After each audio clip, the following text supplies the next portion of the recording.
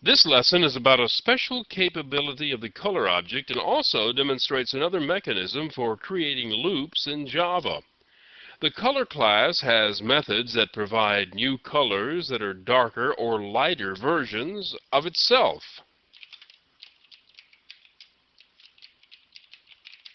This paint method fills a series of rectangles from left to right in the window, and each one is slightly darker in color than the one that came before it.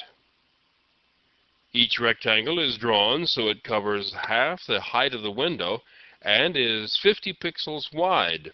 The purpose of this is for the program to draw a series of these rectangles side by side across the top half of the window.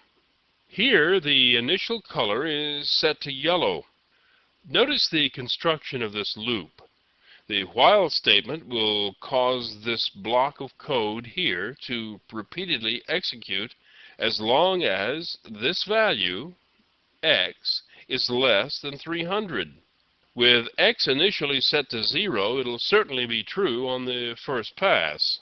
At the top of the loop, the color is set into the graphics object, so it'll be the one used to render the rectangle. The fillRect method paints the rectangle in the specified location. Now, the next rectangle should be to the right and adjacent to the current one, so the value of x is adjusted by the width of the rectangle that was just drawn. Here is where the color is changed.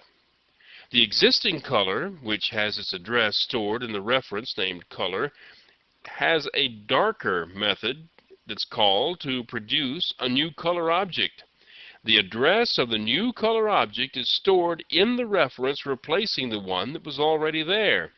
This program no longer contains a reference to the previous color object, so Java will destroy it and recycle it if necessary.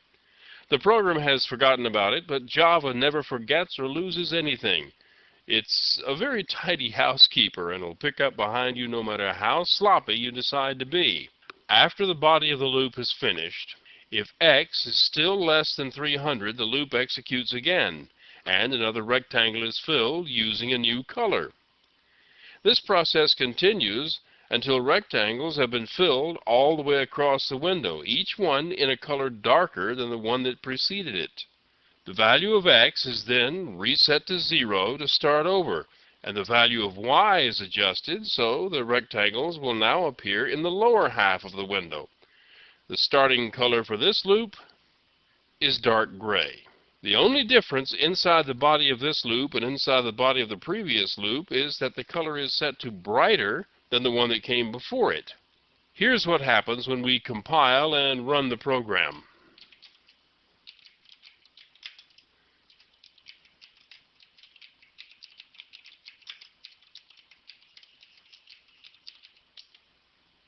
As you can see, it doesn't take long for a color to reach its terminal condition.